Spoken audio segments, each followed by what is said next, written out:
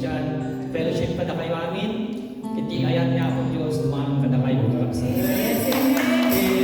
Sakbay kayo, kayo i-servisyo kayo, nagkikas na unay, nagtatay ko natin ako, saan kayo ilalang. Amen.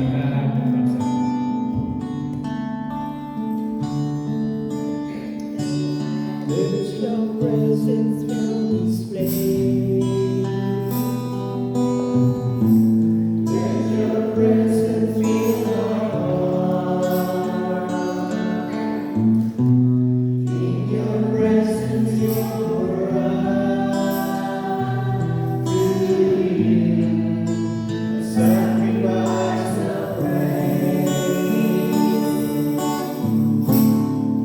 For you alone are worthy.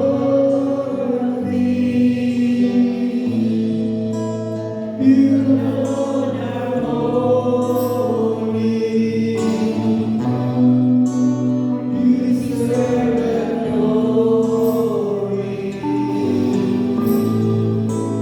Jesus, you alone. Let your presence fill this place. Let your presence fill our heart. In your presence, you're right. Sacrifice of praise. For you alone are worthy. You alone are holy. You deserve the glory. Jesus, you alone. For you alone are worthy. You alone are holy. You deserve the glory.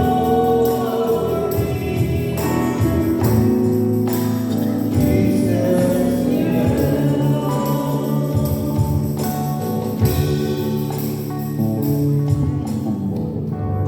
May daydayan kami tatanong ka ako mi Jesus, kinembang kada kami.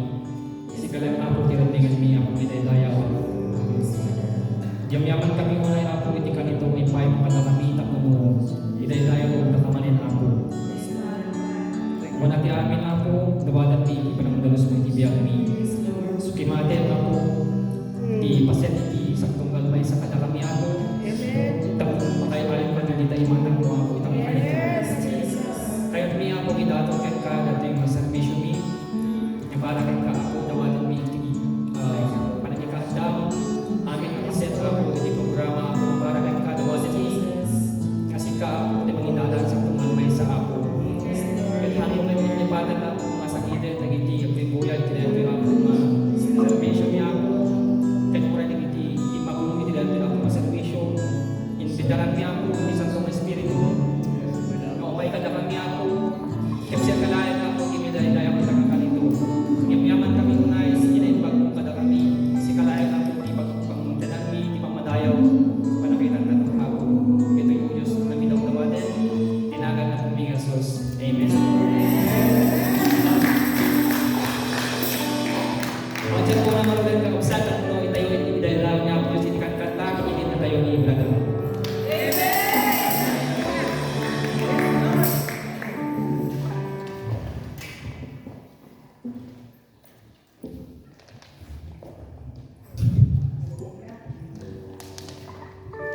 Are you ready to praise the Lord? Amen.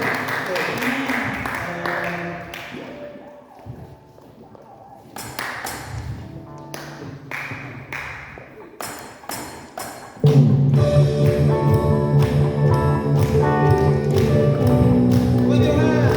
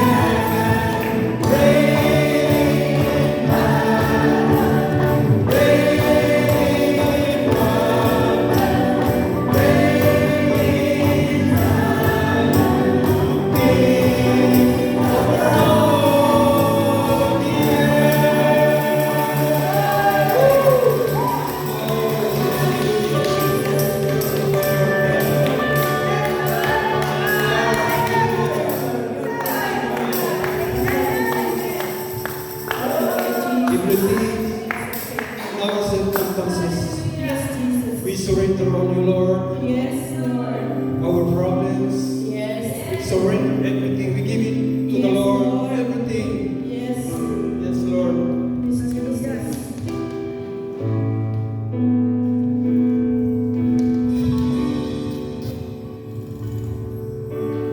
I surrender all, yes, Lord.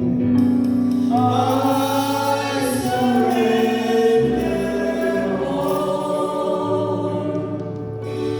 all.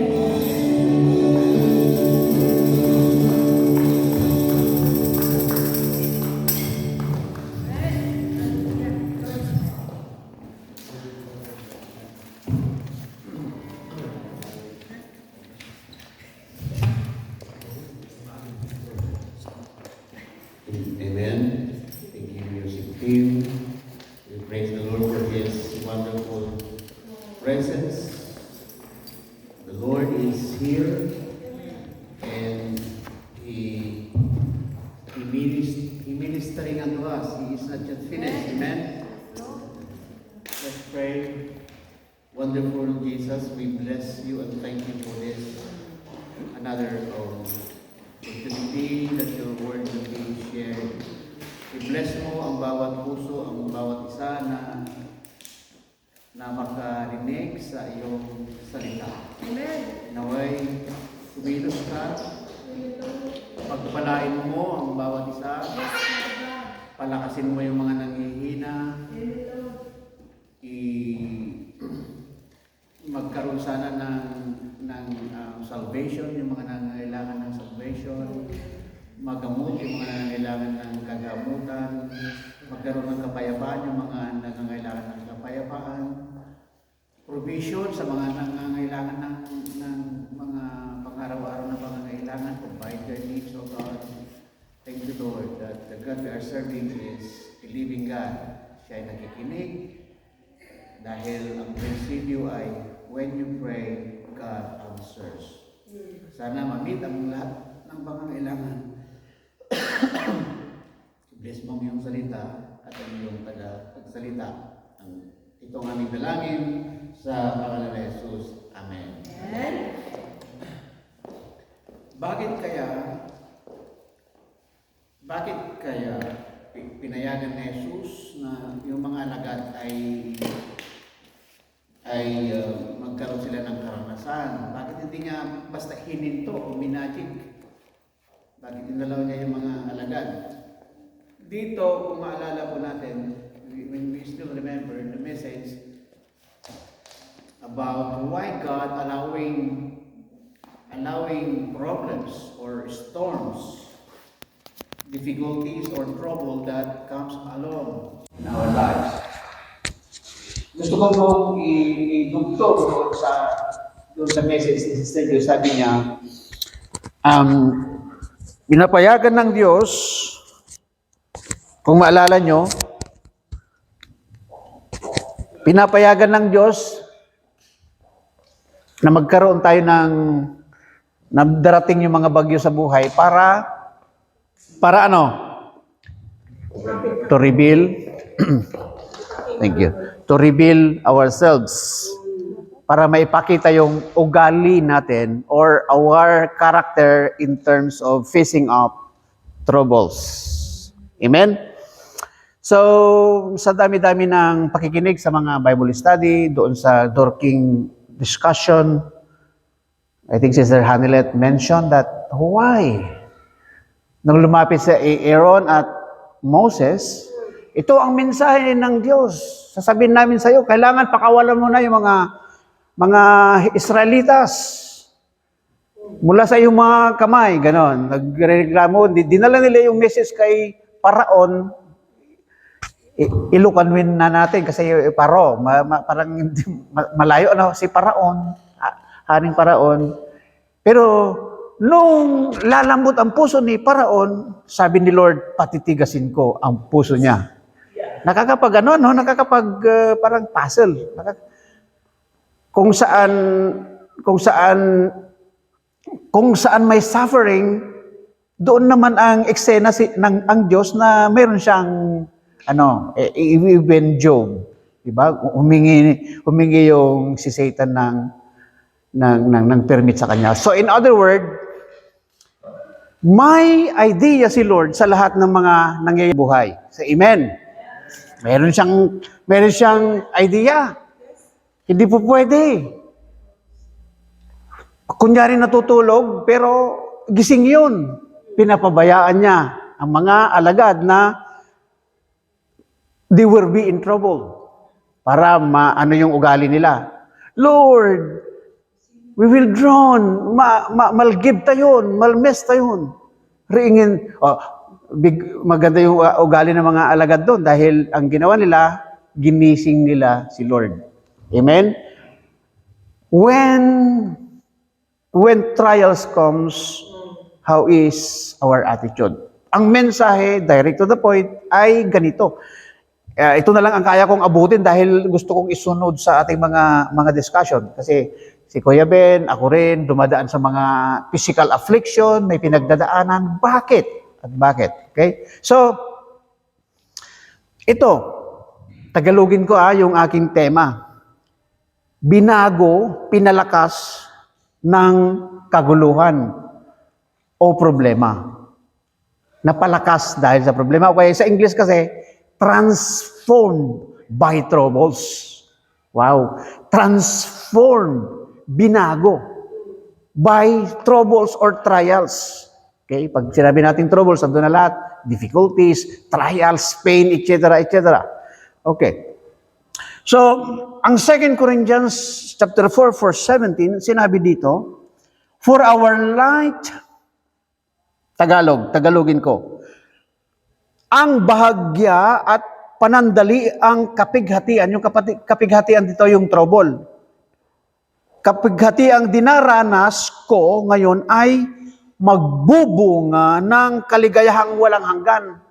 Okay? At walang katulad. Yung pinagdadaraanan ko ngayong trouble ay may bunga. Magandang bunga. Ano ang bubunga nito? Ang kaligayahang walang hanggan at walang katulad, magbibigay ng joy and peace in our lives. Say amen. Si Madam Guyon, nabasa ko naman, sabi niya, it is the fire of suffering that bring forth the gold of godliness. It is the fire of suffering that brings forth the gold of godliness. Gusto ko pong sabihin sa very introduction of this message that God has a purpose behind every problems. Ginagamit niya yung mga problema or circumstances para ano? To develop our character. Sa totoo lang, mas ginugusto pa ng Diyos na gamitin yung mga circumstances para makita doon yung karakter na magiging katulad tayo ni Kristo than having a very good Bible reading. Mas ginugusto pa ng Diyos na dinidevelop tayo doon sa panahon na tayo dumaranas ng mga negative circumstances kaysa yung nagbabasa-basa tayo na wala tayong pinagdaraan ng problema. Sabihin ng amen. Walang testing doon Nadidevelop ka doon sa mga pagsubok na darating sa ating buhay. So He depends, or the reason is very obvious, sabi nga natin kanina, you take circumstances 24 hours a day. 24 hours a day. Sa totoo lang, pagkatapos ng isa, mayroon na namang susunod para mag-replace. Yung isa malaki, yung isa simple, yung isa Kaya nga kung minsan, napapansin nyo, ang ganda-ganda ng celebration, ang ganda-ganda ng message, napalakas tayo, ang saya-saya, ang liwaliwanag, ang ganda-ganda ng delivery, minsan naggagaling, ginagamit niya yung mga mga teacher. Pagkatapos noon, pag uwi mo, mag-uumpisa na ang digmaan. Kung hindi mag-asawa sa mga anak, basta parating at parating, 24 hour yan, walang excuse. Walang excuse. Kaya hindi po tayo pwedeng palaging magre-relax. Amen? In fact, John 16:33, nagwarning si Jesus that there would be problem in the world. Amen? Sabi niya doon, huwag kayong, ano yun? There will be, John 16:33.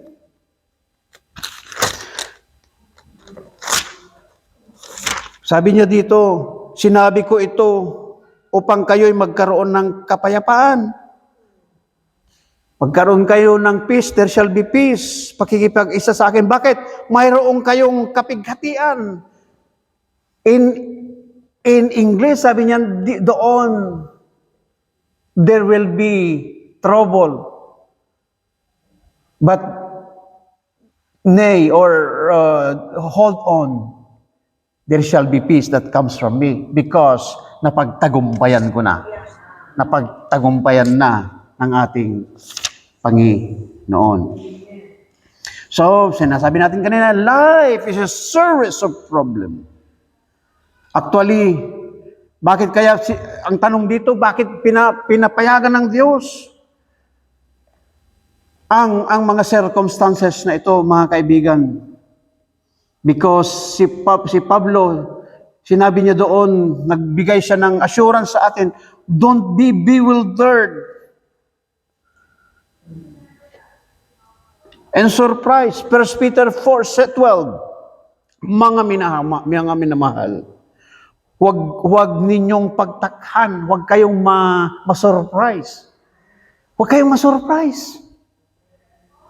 Pagkat ituring na di pangkaraniwan. So, talaga huwag tayong ma-surprise. Kung baga normal na lang. Sinasabi ni Pablo na kailangan malaman ninyo na normal na lang yan. Amen? Ituring ninyo na pangkaraniwan ang mga mabibigat na pagsubok sa iyo na inyong dinaraanan. Verse 13, sa halip, magalak kayo. Parang parang nakakabali yung parang imposible Pero alam niyo si Pablo, talaga namang nakakapagtaka. Nung sinulat niya yung rejoice forevermore, in the Lord always rejoice, siya'y nasa bilangguan. Magalak kayo. Kaya mo bang sumulat, nandun ka sa bilanggo? Namimilipit ng sama ng loob? Mayroon siyang angry feeling? Dahil maganda ang kanyang ginawa. Pinapahayag niya yung salita ng Diyos. Binabahagi niya yung pag-ibig ng Diyos. Siya'y hinuli at dinala sa bilangguan. Pero sabi niya, magalak kayo.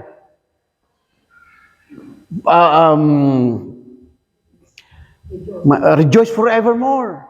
And again, I will say rejoice. Amen? Mag-rejoice tayo. Parang hindi tugma yung natin. Dumadaan ka sa pagsubok, tapos rejoice forevermore. Huwag kayong magtaka. Sa halip, magalak kayo sa inyong pakikihati sa hirap ni Kristo. Kung walang makikinig, ayon sa Bible Sunday School, carry on lang. Gawin mo lang yung parte mo. Hindi ka nalulugi. Ang Diyos ang bahala sa iyo. Amen? And what else? God uses problem to draw us closer to Him. Actually, sabi ng Salmo 34:8, anong sabi niya doon? The Lord is close to the heart, broken-hearted. He rescues those who are crushed in spirit. Ang Diyos ay malapit daw sa mga broken-hearted. Aray ko. Hindi naman sinasabing malayo sa mga walang problema, no? But problems will draw us closer to God. Actually, meron ngang kasabihan na our most profound and intimate experiences of worship will likely be in our darkest day. Ang pinaka-intimate at talagang makikita mong totoong pag-worship sa Lord ay yung panahon na ikaw ay may pinagdadaanan. When our heart is broken, ang sarap, lalapit ka sa Lord, pinalalapit ka. Tignan mo yung nagte-testimony. Meron kaming bagong bahay. Meron kaming Kaya kung minsan, binago ko yung testimony. Pwede bang ang dalhin natin sa harapan ay yung mga struggles natin? Kasi kung minsan, yung isa, meron kaming bagong sasakyan. Meron kaming bagong blessing na bahay. Napakabuti ang Diyos. Kami naman sa harap, hindi mababuti ang Diyos sa amin. Wala kaming bagong sasakyan. Ako niyo ibig sabihin. So nangyayari, ang pinakamagandang paglapit sa Diyos ay meron kang pinagdadaanan. When we are broken-hearted, pag ang sitwasyon mo ay alanganin, sabi ng doktor, kailangan nating ilabas ang nilalaman ng iyong tiyan. Amen? When we feel abandoned, when we are out of option, when the pain is great, and you turn to God alone. It is during our suffering that we learn to pray our most heartfelt and authentic, honest to God prayers. When we are in pain, my dear brothers and sisters, hindi natin kailangan dalhin yung memoryado nating panalangin. Kundi pupunta ka doon, puso sa puso, sa Diyos, iiyak ka na lang when you are in pain. So, problems, God allows problems para magamit ito at babalik at maglapit sa Kanya. Purihin ang Panginoon. Alam niyo mga kaibigan, kaya naman ni God, ni Apo Jesus. God could have kept Joseph out of jail.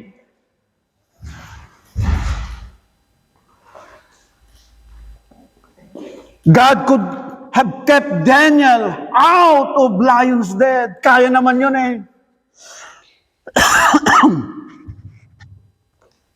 God could kept Jeremiah from being tossed into a slimy pig. God could kept Paul from being shipwrecked 3 times.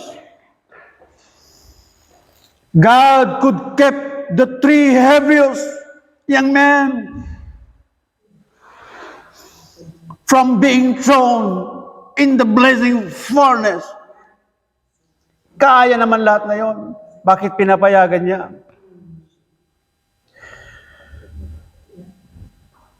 One of the example, pinayagan niya para gusto niyang ipakita na yung 3 magkakaibigan na yon, magpapakita si Lord ng eksena, sila'y naging 4. Yes. Malala yun yung kwento. We thrown them, they were only 3. Binabadan tayo, tinagdadakkel nga tali. Tatanakarok da. Di ba? Talo lang timpisok tayo. Kunada. Apay, nga upat da. Sometimes pinapayagan ni Jesus, pinapayagan tayo ng Diyos. At na tayo, tapnon may tapak tayo, itirukab na gitilion, kakabsat. Tapnon ipagkita na, nga deso na nga mangisalakan kada tayo. Sometimes God's allowing us or permitting us to go through the very dark places so that He want to show that He is the light. Ipakita niya na siya ang liwanag ng buhay. Palakpakan po nga natin ang Panginoon. Amen? But He didn't. He let those problems happen. And every one of those persons were drawn closer to God as a result. Alam niyo mga kaibigan, ito pa, problems for us to look God and depend on Him instead. Ang problema, hindi lang tayo dinadala para magiging close sa Kanya, kundi para magiging dependent sa Kanya. Si Pablo ulit ang nagsabi dito sa 9, alam niyo yung binabasa ko yung shipwreck? Basahin ko nga lang dahil sinulat ko sa Tagalog. Yung kanina naging karanasan ni Pablo, 2 Corinthians 11:25. 3 beses kong naranasang hagupitin ng mga Romano. At minsan, binato.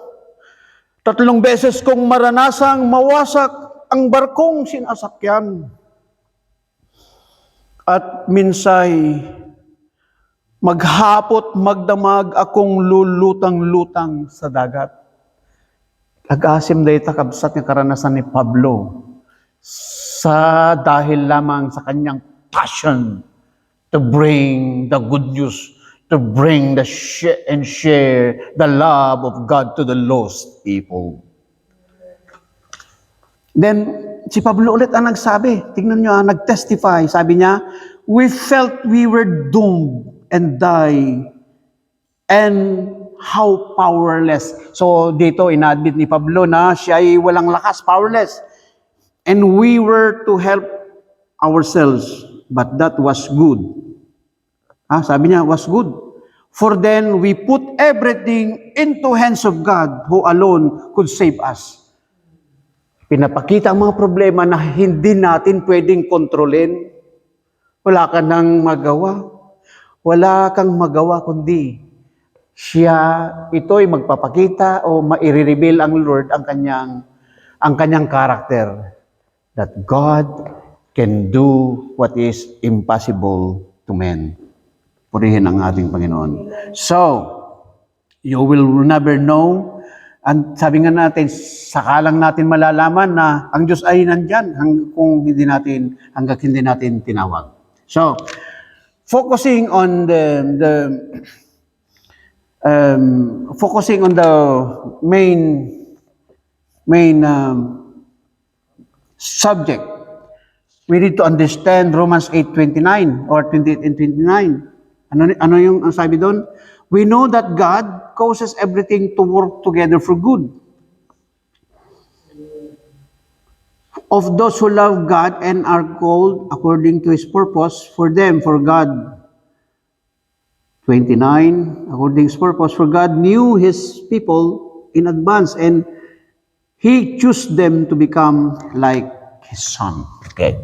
So, dito natin bigyan ng diin yung verse na ito sabi nga natin kuminsan sometimes this is misquoted and misunderstood passage in the Bible. Hindi sinabi dito na God causes everything to work out the way we want it to. That's not true. It doesn't always say God causes everything to work out to a happy ending on earth. No, that is not true either. There are many unhappy endings on earth. Now, from the very first sentence, sabi niya dito, actually we are flesh. We live in a fallen world. Amen? And that is why we are experiencing all of those. So we know, from the very, yung unang-unang salita dito, alam natin, for we know. So, alam natin. So, ang ating hope o pag-asa sa ating mga difficult times, hindi nakabase sa mga positive thinking, mga kaibigan, kundi nakabase doon sa katotohanan na ang Diyos ay siya ang may control ng lahat. So we know, the next one is that causes or that God causes. Amo tayo nga niya. We know that God causes, parang siya ang nagiging dahilan lahat. So ibig sabihin, there is a grand designer behind everything. Our life is not a result of haka-haka lamang. There is always a master plan, history on it. So, we continue. We know that God causes everything. So, God's plan for me, for my life, involves everything everything that happens to you. Amen? Including our mistakes, including our sins, including our hurts,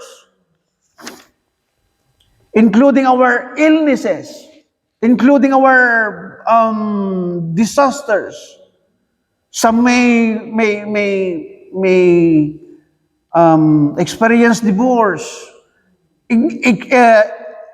Kasali na doon yung mga death of our loved ones, God want to bring good out of the worst evil. Actually, He did in Calvary. Let's continue. So we know that God causes everything to work together. So, not separately or independently. The events of our life work together in God's plan. They are not isolated acts, but independently parts of the process. Kasama sa process para tayo'y magiging katulad ni Kristo. Actually, gusto ko pong tanungin, ano ba ang purpose natin sa ating mga pag-aaral, sa ating Sunday School, sa ating Bible study? Isa naman yon, to become like Christ. So, for the good, amen? For the good. Merong ngang kwento na, sino dito yung marunong nagbe-bake? Di ba, pag gagawa ka ng pandesal, mag-prepare ka ng ingredients. Ano yung mga ingredients natin? Raw egg, raw egg, itlog, yeast, flour, salt, oil, sugar, etc. Ano ang mapapansin natin pag we take it separately? Sabihin na nating baking soda, subukan mong alasahan, padasim nga ramanan, di ba, sa baliti raman na? In any of them, maybe yung sugar lang ang medyo okay. Pati nga yung pati nga yung itlog na raw. Hindi nga masarap panlasa distasteful. Sabi natin, distasteful. So, eaten individually, is pretty distasteful. Hindi lang walang kalasa-lasa, kundi masama ang lasa. Okay? But, pandesal, or when you bake them together, okay? When you bake them together, magiging delicious. Amen? If we give God distasteful, pag ibigay natin kay Lord yung mga hindi masarap na lasa sa ating mga buhay, bayaan natin siya yung mga unpleasant experiences, He will blend them together for good. Batay tayo, tiyapo. Meron siyang plano, bigay mo lang, Lord, dumadaan ako sa ganito. I-bled niya yan for good. Isang araw makikita mo, ganun pala. Napakabuti mo, Panginoon. Amen? For the good. This does not say that everything in life is good. Actually, karamihan evil and bad. Don't you know that God specializes in bringing good out of it? Alam niyo yung pinagmulan ng Tagalog, the official family of three of Jesus Christ. In Tagalog ko, sabi niya, ang pinagmulan ng tahanan ng angkan ni Jesus. Doon sa Matthew 1:1-16. Chronology. This is very interesting, my dear brother and sister. Alam niyo po ba yon, yung official family tree of Jesus Christ? There are 4 women are listed. Number 1, si Rahab. Sa number 1, si Tamar. Si Rahab. Paalala ko yung Sunday school natin doon. Pag narinig niyo yung salitang Rahab, ano ang agad na may isip niyo? Siya isang prostitute ay masama. Hindi lang masama, madumi. Ay. Don't you know na kalinya ni Jesus yon? Ang ganda ng mensahe nun. Si Tamar, si Rahab, si Ruth, at si Bathsheba. Tamar seduced her brother-in-law to get pregnant. Rahab was a prostitute. Ruth was not even Jewish and broke the law by marrying a Jewish man. But Sheba, alam natin yon, committed adultery with David, which resulted in her husband's murder. These were not exactly sterling reputation. Wow, nakababain. Nakababain. Valdez family. Di ba ganon? Pastor sila pero yung isang nabuntis, yung reputation. Pero tingnan natin si Jesus, yung kanyang family. Ang ganda yung message na pinag-aralan natin doon sa yung Rahab. Amen. Nakukuha natin na may purpose, may mabango doon sa okay? Then, my dear brother and sister, God brought good out of bad. And as I always say, God or Jesus came through this lineage. Then we continue. Sabi doon, for the good of those who love God and are called. Ay, hindi pa pala kasama yung mga ang promise na ito ay para sa mga children of God lamang. Hindi kasali not for everyone. According to His purpose. What is that purpose? Ulitin ko para magiging klaro kahit ito lang yung maiwan natin. Ano yung purpose? Lahat ng bagay. It is that we become like His Son. Hello? Lahat ng mga bagay ay para tayo'y mamold, para tayo'y magiging katulad ni Kristo. Isang araw tayo'y magagalitin. Pag tayo'y nagagalit, wala kang makitang ilaw, walang makitang ilaw sa'yo. Patay ang ilaw. But transform ka dahil umattend ka sa Bible study. Ang process maybe hindi automatic. Pwedeng unti-unti, kaya sa ang aking panalangin, hindi paramihan ng program ng Bible study. Hindi pagalingan ng pagtuturo kung anong topic ang dapat na ituro. Hindi para lamang maikwento rin natin sa ating mga kaibigan na tayo ay may regular na Bible study. The ultimate aim of Bible study, para unti-unti we will all be bring into the process ng ating magbuhay ay maging katulad ni Kristo. Palakpakan natin ang Panginoon. Hindi pagalingan. Dahil kung doon lang tayo babagsak, pagalingan, mas marunong mas magaling Isang araw, kahit na ang gagaling yung mga tumutugtog natin, kung walang puso, hindi mo mararamdaman. Kahit hindi pa gaanong maayos ang practice, kung ang puso ay maayos. When we start singing the song, I surrender all. The touch and the hand of God will touch you.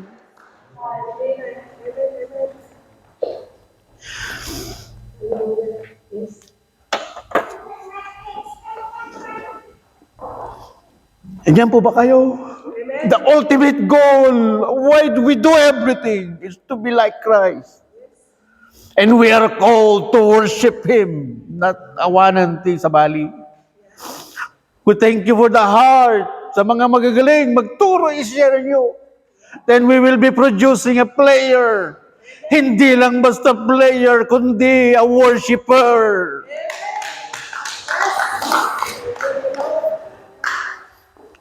Pag nagiging worshiper na mga yan, hindi mo na problema.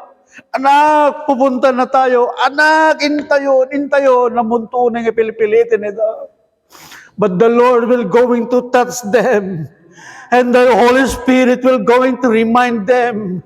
You go, submit to your music leader. Kaya nga, dapat nauuna. A worship leader should be a worshiper, should be a true worshiper of God. Palakpakan natin ang Panginoon.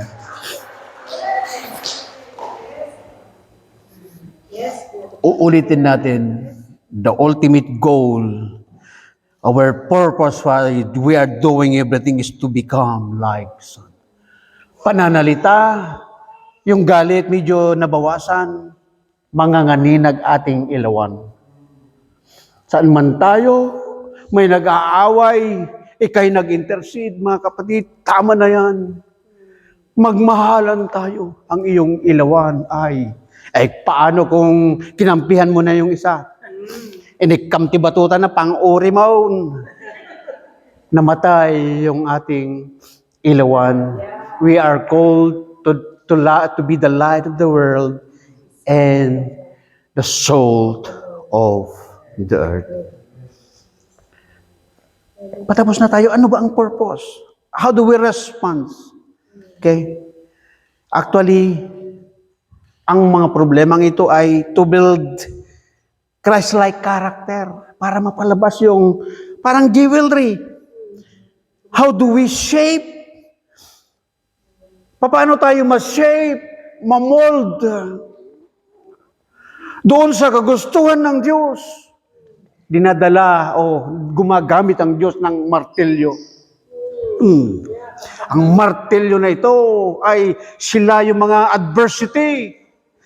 Another problem will comes up to you hanggang ma-shape yung ating character.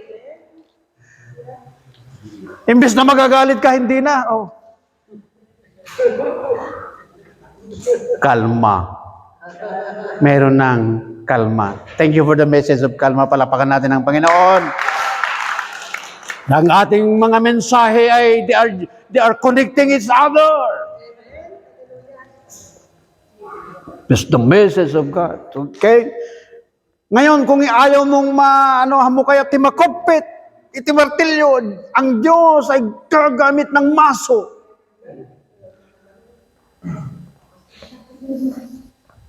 Every problem is a character building opportunity. And the more difficult it is, the greater the potential for building spiritual muscles and more fibers. May dayo ti Apo. Dakal ti problema na pinpintras monton ti kasasad mo. We know that this trouble, sabi ni Pablo, produce patience. Romans 5:3 and 4, and patience produce character. Ugali. Nung maminsan ti Apo, agusar ti maso. Tadi martilyo kat kurang eh. So again, the more difficult it is, that's the greater potential. Dakal ti problema, dakal ti possibility and potential na magiging mayat ti outcome na. Salamat at pinagdaanan ko yun. Wow, nagiging stronger ka na. Nabago na ang buhay mo. Madaydayaw ti Apo. Magiging, what happens outwardly, sabi nga, magiging pure as gold. James 1:3, ewan ko, parang natin kagabi ito. How do we know that when silver is pure? He replied, I see my reflection in it. So when kung na-confine tayo by trials, people can see the reflection in us. Manganganinag tayo. Pag Bible study ang ating kinakain, amoy Bible study tayo. Ang sino mang kakain ng alangka, pag pinawisan, siya ay amoy. Kung ikaw ay kumain na, nunangang ka, tinaling tanga itlog. Into naglingit ka, tiangot mo kat, itlog. But, mga kaibigan, kung palaging salita ng Diyos ang ating kinakain, Bible study doon, Bible study dito, pag-aaral doon, pag-aaral dito, ang ating amoy ay kaamoy ni Jesus. Palakpakan natin ang Panginoon.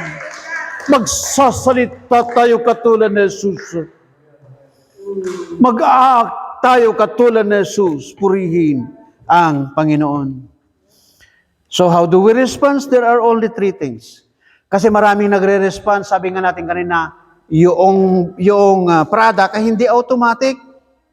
Hindi automatic na wala na yung galit. Hindi automatic, we will all be in the process. In the process. Yung iba nga, hindi nagiging better eh, kundi nagiging bitter. Number one, I will give you three very clear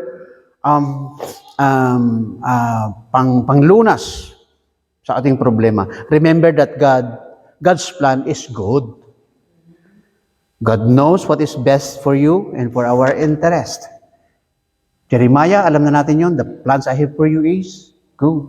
Plan to prosper me and prosper you. Plan for good hope and good future. Sabihin natin ang amen. Actually, si Joseph understood. Joseph understood when he told his brothers who had sold him into slavery. Sabi niya, you intended to harm me, but God intended it for good. Kaya mayroon pa pala siyang plano. Inaalaw niya yun na inlako ni Moses, si Joseph. And you intended this for bad, but God will going to do it something good for it out of it. Madaydayaw. Tiyaw mo madaydayaw. Ang sarap ng pag-aralan ng Panginoon. So, don't you know that the secret of endurance is to remember that your pain is temporary and our reward is eternal. Madaydayaw tiyaw mo. Number 2, rejoice and give thanks. Oh, rejoicing. The Bible says in 1 Thessalonians 5:18, rejoice forevermore. For this is the will of God in Christ Jesus. Agragsak kayo nga di agrasat. Amen. Give thanks to all circumstances, for this is God's will for you in Jesus Christ. Number, sumaganad kakapsat, rejoice in the Lord always. Rejoice and give thanks yung nauna. Rejoice in all, doon sa 1 Thessalonians, magkatabi yun, magpinsan, rejoice and give thanks. Palagi mag-give thanks to the Lord. Amen. Panghuli, refuse to give up. Walang susuko. Walang susuko. Ang laban natin ay laban na rin ni Jesus. Actually, sinabi niya na ginawa ko na lahat. I won the battle in the cross eh. Ibig sabihin nun, binigyan niya tayo ng kapangyarihan at sandata. Armas. Meron tayong armas na gagamitin sa labanang ito. Refuse to give up. James 3:1 and 9 sabi niya, let the process go until your endurance is fully developed, and you will find that you have become men of mature character with no weak spots. Palagi natin sinasabi, this is all about character building. Character building is a loop process, hindi automatic. Meron ba tayo nakukuha? Hindi automatic.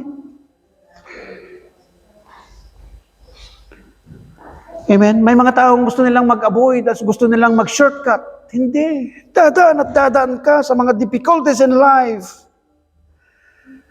Kung minsan gusto nating mag-shortcut, pero yun ang nagdidili sa ating growth.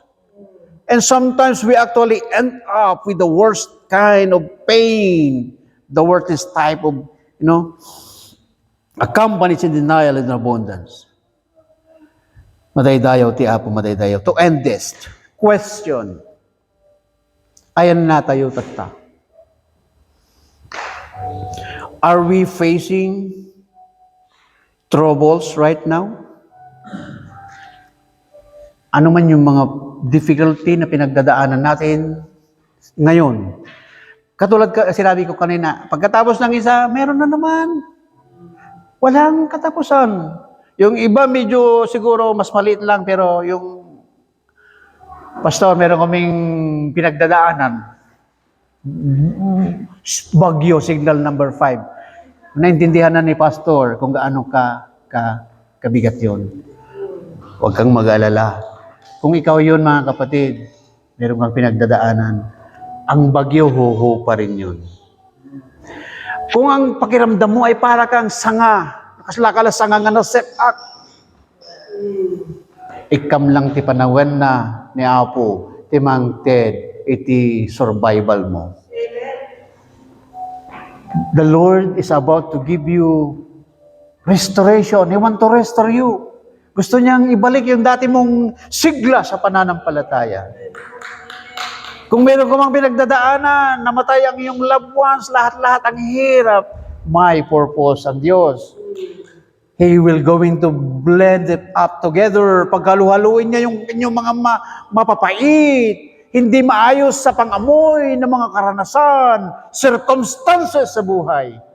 Then he will blend it together for good. Maday-dayo ti Apo. May purpose siya sa iyong buhay. Mahal ka ng Diyos. Kung meron kang ganong pinagdadaanan, kapsat, huwag mong sabihin, why me? Why me? Why me, Lord? Bakit ako? Instead, you asked, what do you want me to learn? Anya ti kayat mo, Apo, nga ma-learn ko mo, no mapag-aralak, iti dahi nga mapaspasamag kanya. Then, look at me. Then, trust God.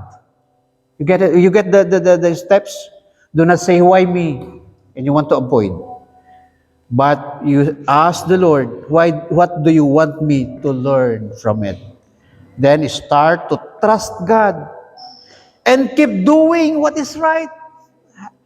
Don't end up mag-iinom o ano man. Trust God, do what is right. Actually, Hebrews 10:36 sabi niya, you need to stick it out, staying with God's plan, so you will be there for the promised completion. My dear brother and sister, kayong mga uulitin ko po, don't give up. Grow up. Manalangin tayo. Panginoon, salamat sa iyong salita. Hindi ko alam ang dating nito sa amin lahat ng mga sa lahat ng aming mga tagapakinig. Pero iisa lang ang aming gustong ipabatid na ikaw ang Diyos na mapagmahal, ikaw ang Diyos na nagke-care sa amin. Mahal na mahal ninyo kami. Ano man ang pinagdadaanan ng bawat isa, salamat ngayon at napag-aralan namin na meron kang purpose sa lahat ng mga kapaitan, lahat ng mga pinagdadaanan namin sa buhay. Gusto mong ipakita una ang aming karakter, paano kami mag-response, at kung paano mo ipapakita na ikaw ang Diyos, yung buong karakter na ikaw ang Diyos na pwedeng, o nagsabi, ako ang Diyos, meron bang mahirap sa akin? Ikaw ang nagsabi, meron ba akong mga bagay na hindi ko magawa?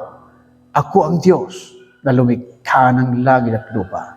Mga anak, kayo lamang ay magtiwala.